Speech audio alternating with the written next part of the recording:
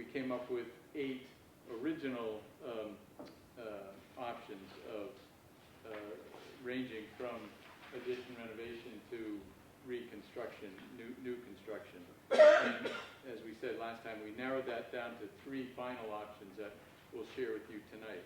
The first one we've kind of labeled mostly renovation, because it preserves the entire existing building and it addresses the space shortcomings with a couple of small additions, relatively small.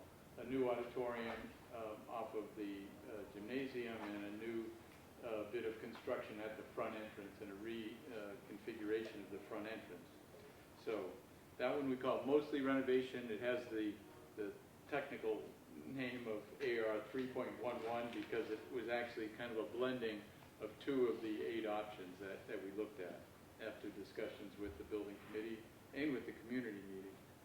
The second is what we term more appropriately addition renovation, because the addition is fairly significant. In this case, it's basically a new wing to the school that replaces one of the existing wings.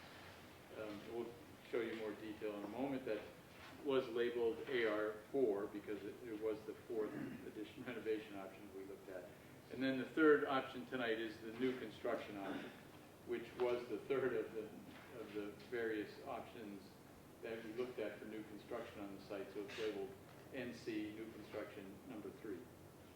So in more detail, the mostly renovation option, as we said, it primarily adds to the building off of the gymnasium with the addition of the auditorium and then some new construction at the front door. And that's in addition to a full renovation of this existing building. And again, so that everyone understands, full renovation means bringing it up to code, doing improvements educationally as well to the interiors. That means shifting some things around, not just keeping program spaces in their current locations. We had talked about doing geotechnical, some research up in the back area. Yep.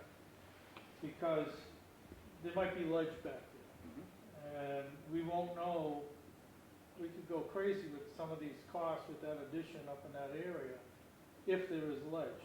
When are we going to find out if there's ledge there in that geotechnical research? Before we put a shovel in the ground, we'll be doing more investigation, more detailed investigation. Right now we did preliminary investigation, both looking at the documents when this building was built and when the solar field was installed. There was some investigation done, so there's some pretty good information from that. And then we did some borings ourselves recently to test, how much fill is back there, how much ledge, and where is the ledge.